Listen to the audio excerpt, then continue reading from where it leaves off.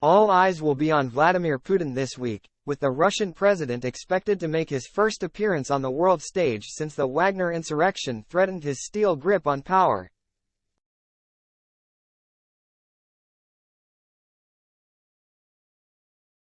Putin is scheduled Tuesday to attend a virtual summit of the Shanghai Cooperation Organization, SCO, a broadly pro-Russian regional security grouping led by Beijing and Moscow.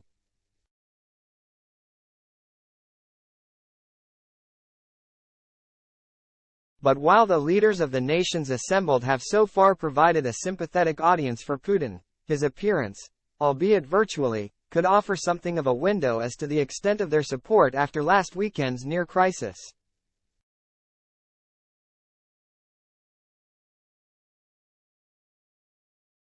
In the brief, chaotic insurrection, Wagner, a private mercenary group led by warlord Yevgeny Prigozhin, took control of key military facilities in 2 Russian cities.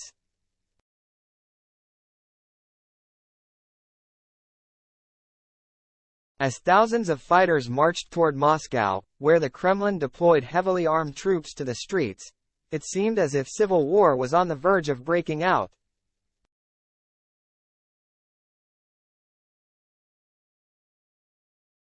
A secretive deal abruptly ended the rebellion, with Wagner fighters pulling back and Prigozhin sent to Belarus.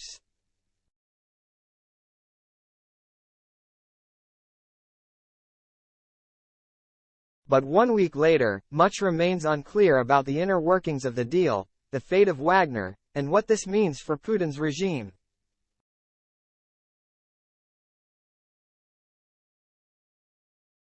These questions will likely be on the minds of other leaders attending Tuesday's virtual summit, including China's Xi Jinping, and India's Narendra Modi, whose country is hosting this year's gathering, as well as representatives from Asian states including Pakistan, Kazakhstan, Kyrgyzstan, Tajikistan and Uzbekistan, many of whom, like Putin, are strongmen rulers.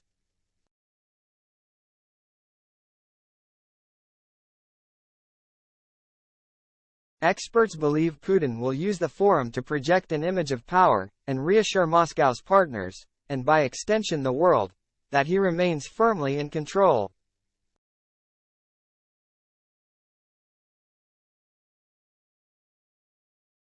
It's virtual, so they're not going to be there in person, otherwise they would be standing alongside each other, fellow strongmen showing strength, said Derek Grossman, a senior defense analyst at the Rand Corporation, a U.S.-based think tank.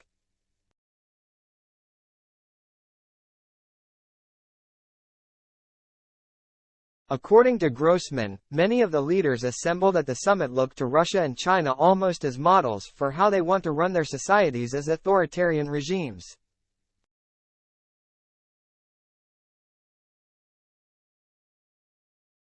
If Putin is kind of shaken by this insurrection, visibly, then that would tell them something.